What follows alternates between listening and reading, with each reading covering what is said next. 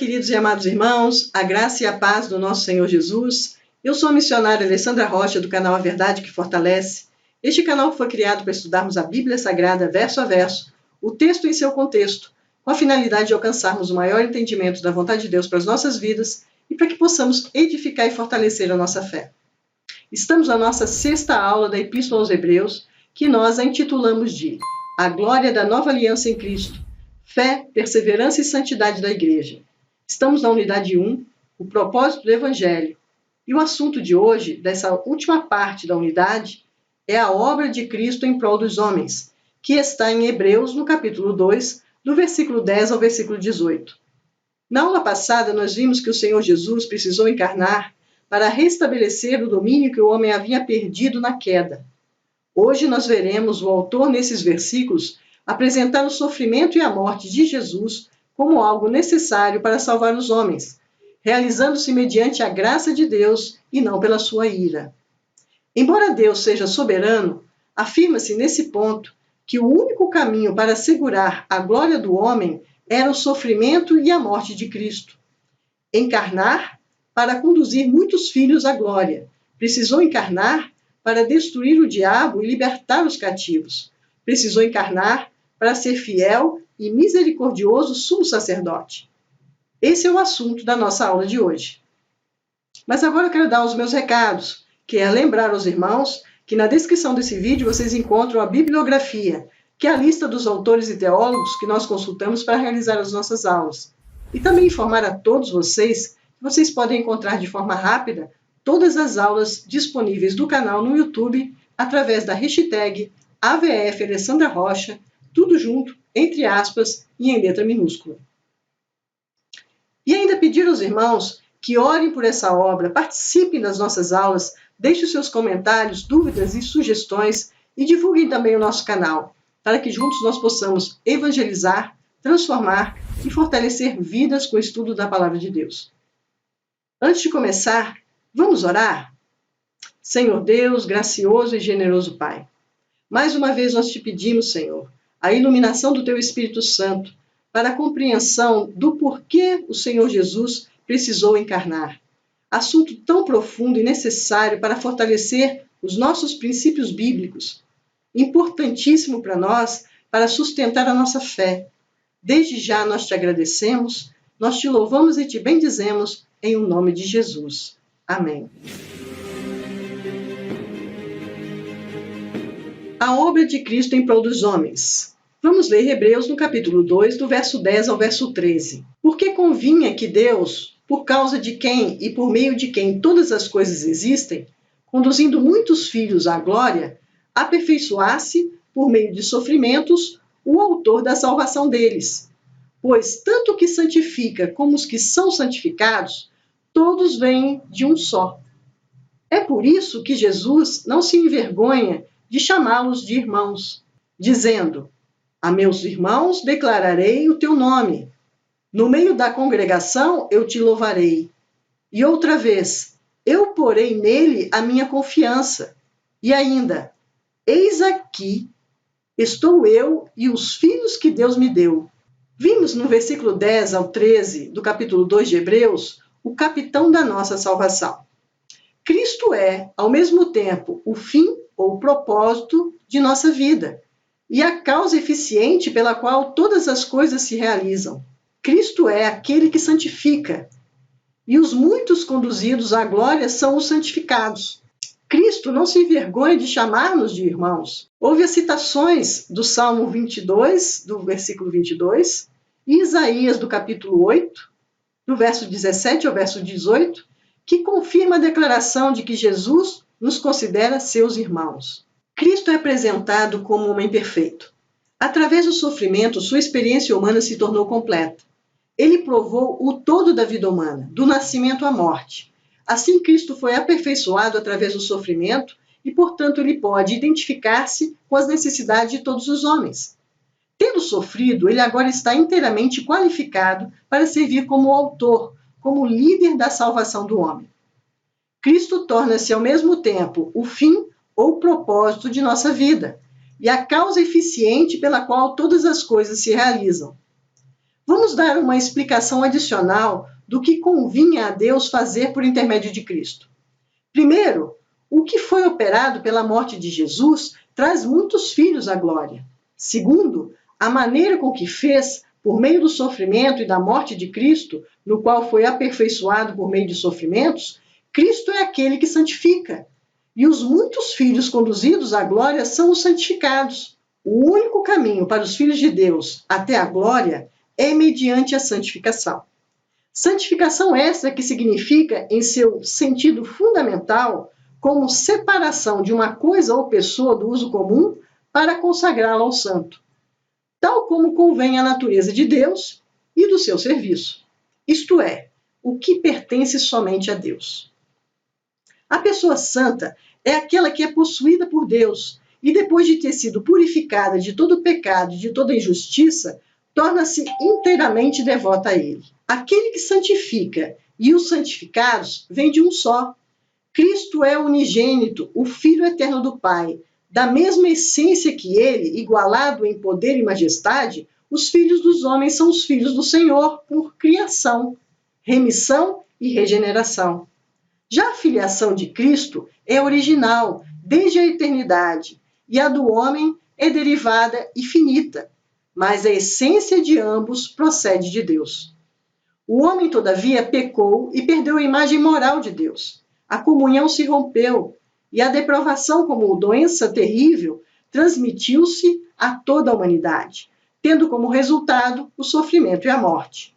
Convinha a Cristo, portanto, participar da natureza dos homens, para que pudesse livrá-los de sua condição pecaminosa.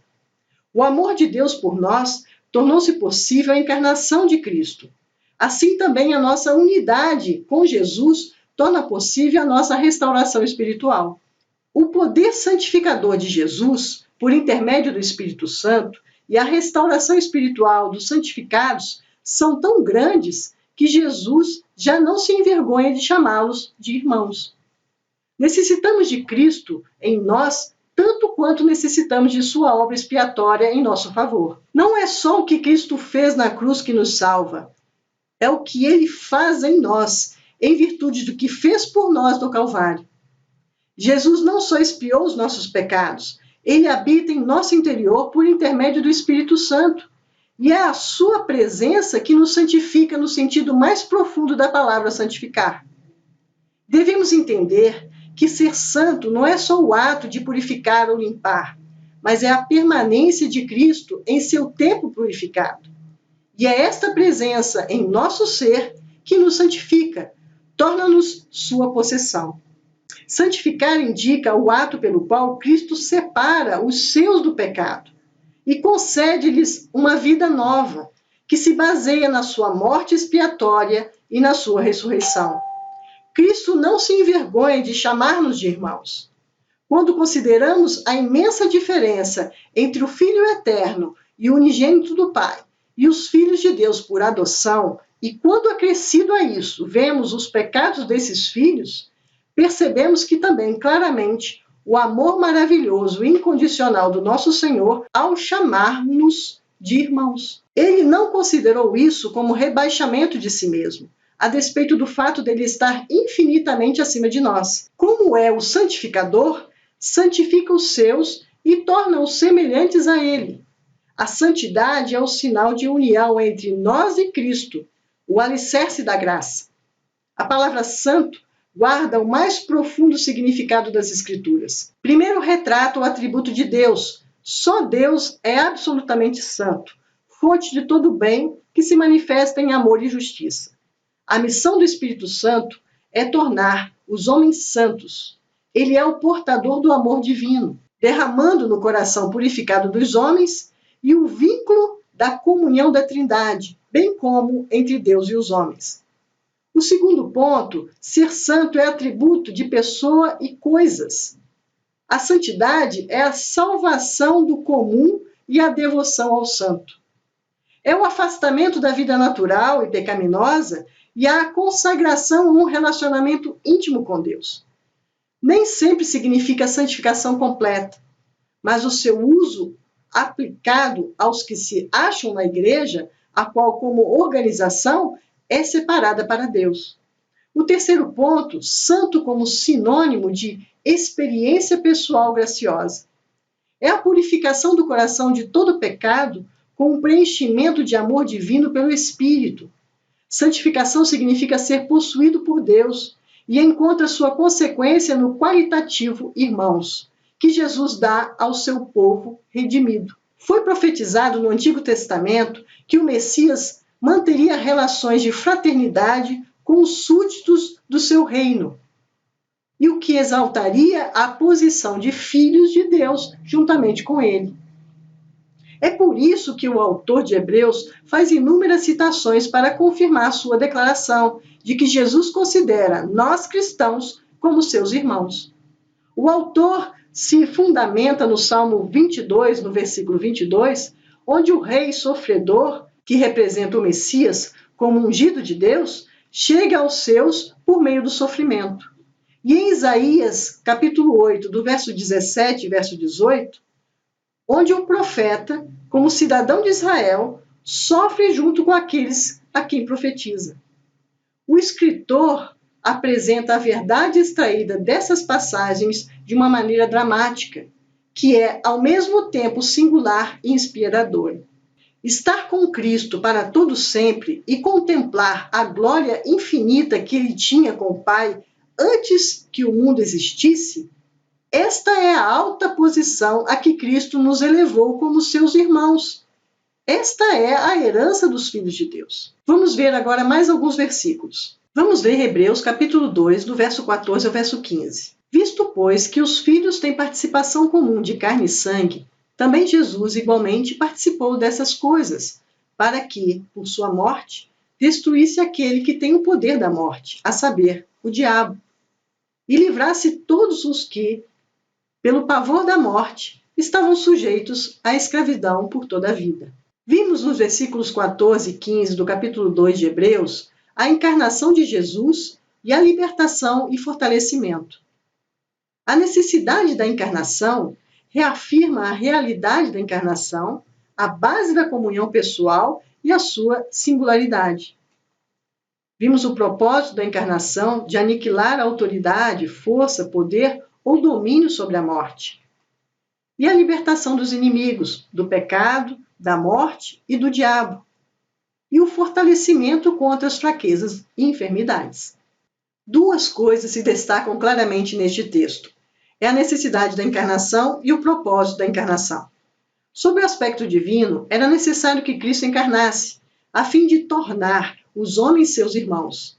De acordo com esse versículo, vemos a necessidade da encarnação sob o aspecto humano.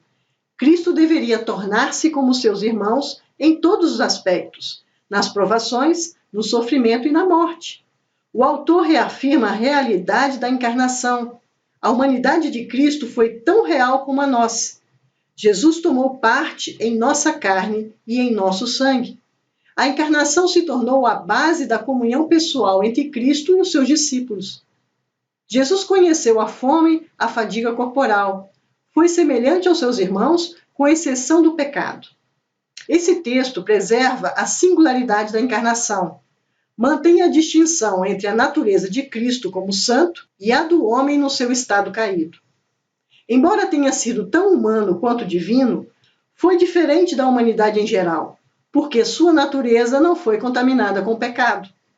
Vimos aqui também a razão pela qual o nosso Senhor assumiu um corpo carnal, para aniquilar a autoridade daquele que tinha força, poder ou domínio sobre a morte. Assim como um homem é mantido prisioneiro pela sentença de um juiz, Satanás mantinha os homens na servidão por força da lei, do pecado e da morte.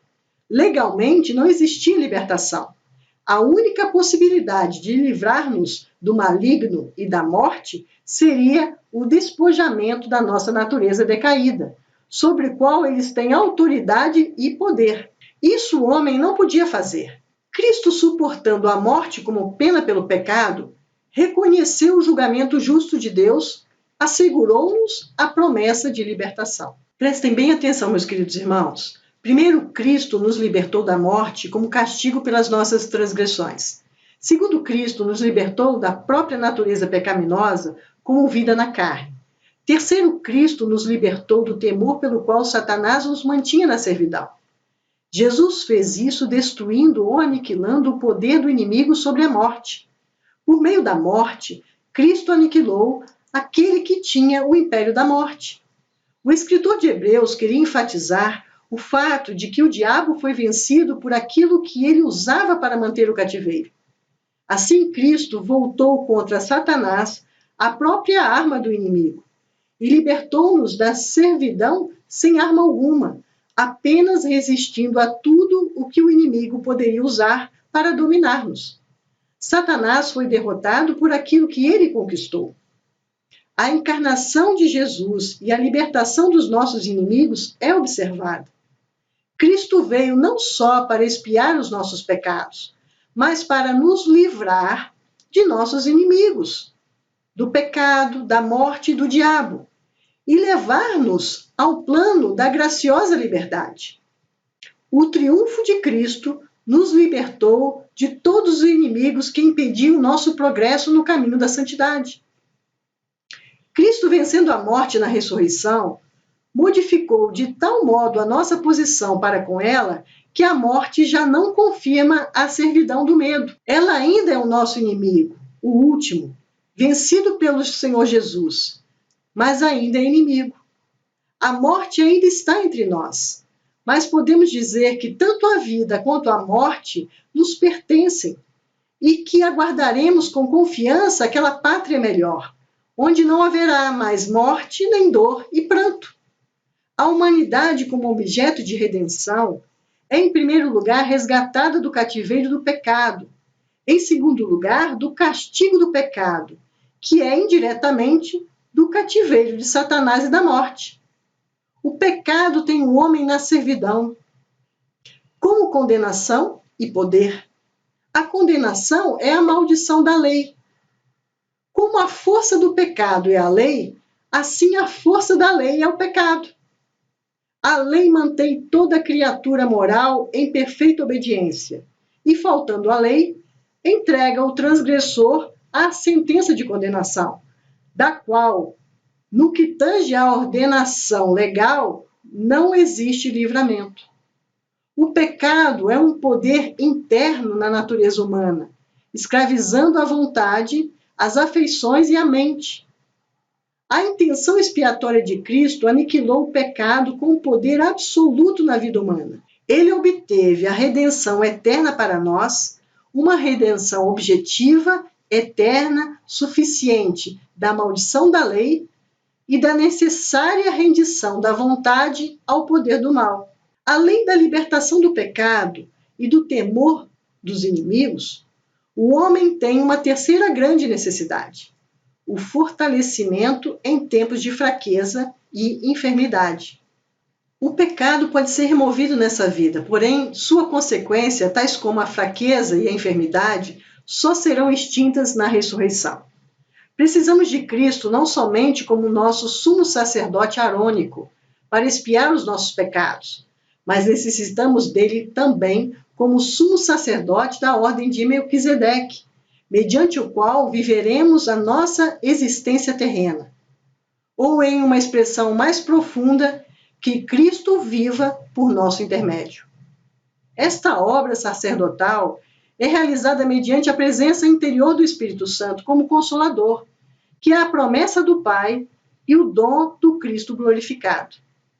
Quando estivermos quase vencidos pela fraqueza, a ponto de perecer por causa das nossas muitas enfermidades, verificaremos que o Consolador ainda está conosco, para nos fortalecer nos momentos difíceis, guiar-nos em nossas decisões e manter-nos firmes diante da tentação e da provação, e consolar-nos em tempos de angústia e desolação. Vamos agora passar para a análise dos versículos finais da nossa aula. Vamos ler Hebreus, capítulo 2, do verso 16 ao verso 18. Pois ele, evidentemente, não socorre anjos, mas socorre a descendência de Abraão.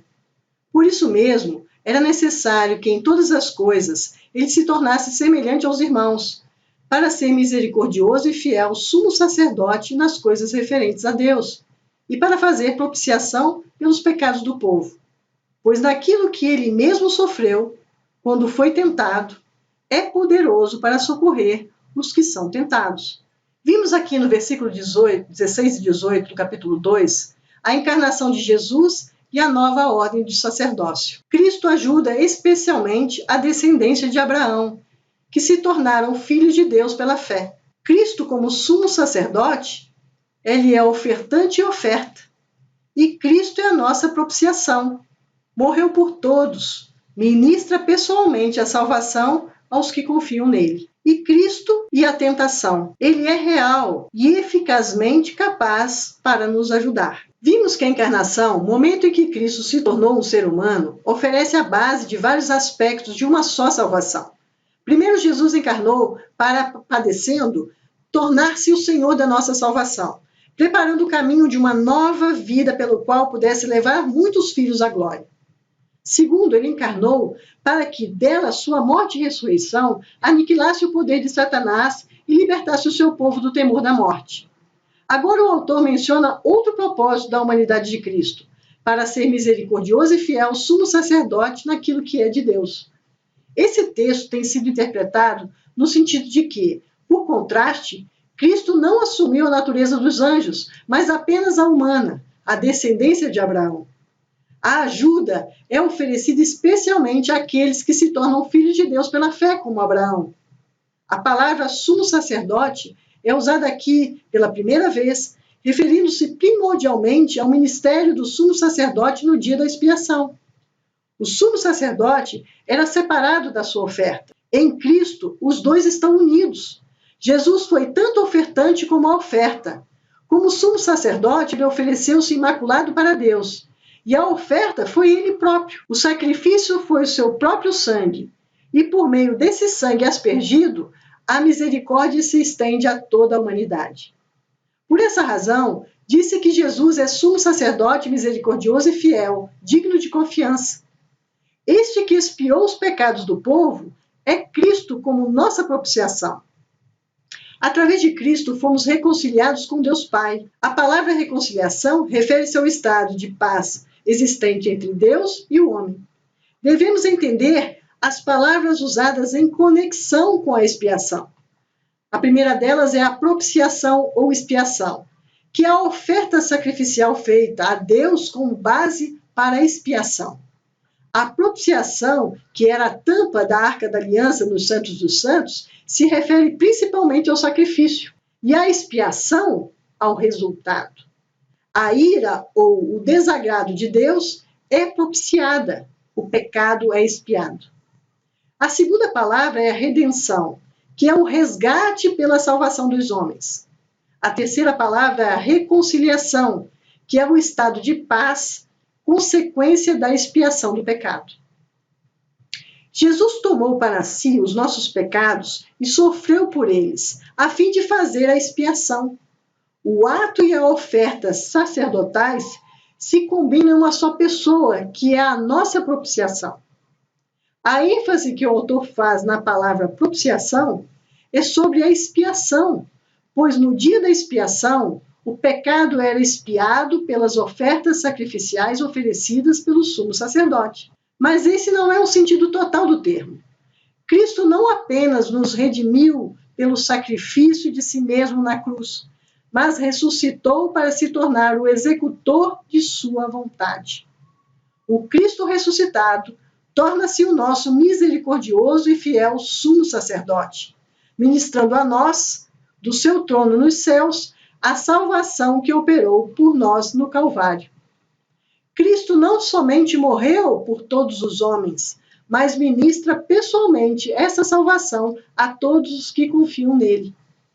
É essencial para a plena compreensão de Cristo como nossa propiciação um entendimento profundo tanto da cruz como do trono. Isso se apresenta ainda na doutrina cristã da redenção, que afirma que Cristo não fez uma oferta propiciatória meramente para nos libertar da servidão. Ao contrário, ele recupera para si mesmo aquilo que adquiriu. Como Deus, Ele nos resgata para exercer os seus direitos reais sobre nós. E aí reside o significado da nova ordem sacerdotal de Melquisedeque, que foi ao mesmo tempo sacerdote e rei. Além disso, de nos livrar da escravidão, Cristo nos conduziu à posição de seus co-herdeiros. Esta é a restauração que o Espírito Santo faz no homem. Por meio dela, a comunhão com Deus, perdida na queda, restaura-se. No último versículo deste estudo, encontramos duas ou mais teses distintas a respeito de tentação. Primeiro, que a solidariedade de Cristo se encontra no fato de que ele sentiu a tentação sempre que foi exposto ao sofrimento, ou pode basear-se no fato de sua vida inteira foi de sofrimento, para a qual a tentação agora mencionada é apenas um fator a mais. Esta última argumentação é mais plausível. Vimos então que Jesus foi tentado no passado e sofreu. Este período do seu sofrimento é até o tempo da morte. Ele é poderoso no presente e expressa a capacidade contínua de ajudar os seus irmãos que são tentados repetidas vezes. Cristo é real e eficazmente capaz de ajudar. Devemos entender que a obra principal de Cristo está na expiação e na intercessão. Uma realizada na terra e a outra no céu. Ambas culminam nele como misericordioso e fiel sumo sacerdote. Como é pelo sangue expiatório de Jesus que somos redimidos e santificados, assim também é pela intercessão sacerdotal dele que somos capazes de viver a vida de santidade e justiça que Deus exige de nós. Assim, Cristo assumiu a nossa natureza e sofreu, tendo sido tentado, para que comungasse plenamente de nossas experiências.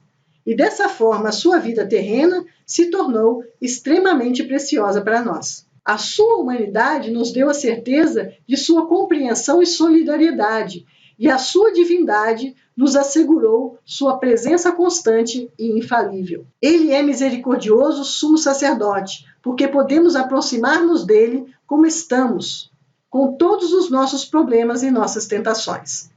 Ele é fiel sumo sacerdote porque é plena e eficazmente capaz de socorrer os que são tentados. Vivemos, portanto, pela fé no Filho de Deus, sempre tendo em mente que os que confiam inteiramente nele hão de encontrá-lo inteiramente fiel. Com tudo isso exposto, queridos, nós encerramos então a análise dos nossos versículos de hoje e passemos às nossas considerações finais. Se Deus não tinha outro caminho senão a do sofrimento para tornar perfeito o seu Filho Jesus Cristo, tampouco há outro caminho para a Igreja de Jesus para chegar ao alvo da glória. Deus conduziu seu Filho pelo sofrimento para que se tornasse misericordioso e fiel sumo sacerdote. O mesmo objetivo da perfeição de Deus também tem em vista para com a Igreja quando envia sofrimentos. Devemos tornar-nos sacerdotes misericordiosos e fiéis. Porém, não estamos sozinhos nesse itinerário através do sofrimento para a glória. A aprovação da fé nas dificuldades de nossa experiência terrena não se aliança sobre a fidelidade ou sobre a nossa força e capacidades humanas. Não dependemos de nós somente. Temos ao nosso lado, de modo invisível, mas bem real, o Filho de Deus. Ele está bem perto. Junto dele estamos protegidos e no meio de toda a tribulação, ele tem condições de nos ajudar a qualquer momento. Assim, queridos, nós encerramos a nossa aula de hoje. Vamos orar? Senhor Deus, gracioso e generoso Pai, obrigado por mais esse estudo, Senhor. Mais uma vez te peço que nos ajude a entender esse tão precioso entendimento dos versículos que fizemos hoje na aula. O sacrifício de Jesus, esse sacrifício fez por nós na cruz, nos assegura tão grande graça que precisa ser entendida e praticada. A confiança que em Cristo somos mais que vencedores, que jamais estaremos sós em meio às adversidades, ajuda-nos a viver essa liberdade que Cristo conquistou por nós, tudo para a glória do teu santo nome. Nós já te agradecemos, te louvamos e te bendizemos em nome de Jesus. Amém. Assim, queridos, nós nos despedimos. Agradeço a vocês por participarem de mais uma aula conosco. e Deus pela liberdade e oportunidade de estudarmos a palavra dele, que é a verdade que nos fortalece. Abraço a todos, até a próxima aula, se assim Deus nos permitir. Até lá.